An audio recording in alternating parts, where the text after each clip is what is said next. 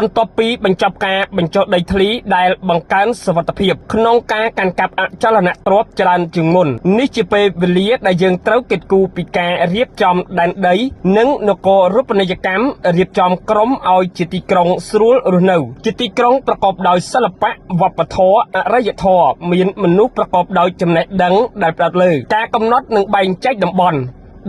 អភិរក្សតំបន់កសិកម្មតំបន់ពាណិជ្ជកម្មតំបន់សេដ្ឋកិច្ចពិសេសតំបន់ទីប្រជុំជនការរៀបចំរបៀងនិងពូលសេដ្ឋកិច្ចរាជធានីភ្នំពេញតំបន់ឆ្នេរតំបន់ទេសចរស្បៀងនិងម្ហូបអាហារតំបន់ឦសានតំបន់ឧស្សាហកម្មកសិឧស្សាហកម្មនិងឧស្សាហកម្មគាំទ្រការកសាងក្រុងនិងទីប្រជុំជនផ្អែកលើគោលនយោបាយគណៈកម្មាធិការសេដ្ឋកិច្ចនិងហិរញ្ញវត្ថុគណៈកម្មាធិការជាតិសម្រាប់អភិវឌ្ឍតាមបែបប្រជាធិបតេយ្យនៅថ្នាក់ក្រោមជាតិនិងគណៈកម្មាធិការផលិតភាពកម្ពុជាដោយរៀបចំជាបុរីជនបទភូមិឋានសេមខ្សានទ្រនំសុភមង្គលការកាត់បន្ថយការកកស្ទះក្នុងរាជធានីភ្នំពេញការកាត់បន្ថយការជន់លិចក្នុងរាជធានីភ្នំពេញការដោះស្រាយសំណង់មិនរៀបរយនិងអគារចាស់ទ្រុឌទ្រោមគម្រោងកែលម្អក្រុងរៀបចំសួននិងលំហសាធារណៈដង្ហើមសេដ្ឋកិច្ចក្រុងសូមគូបញ្ជាក់ថាវេទិកានាថ្ងៃនេះជាការបើកឱកាសដទៃទៀតសម្រាប់យើង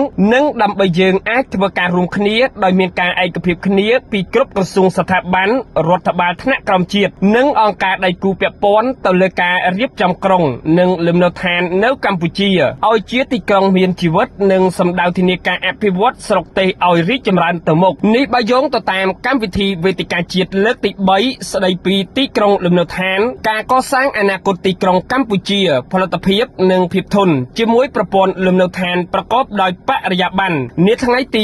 29ខែមេសាឆ្នាំ2026នេះ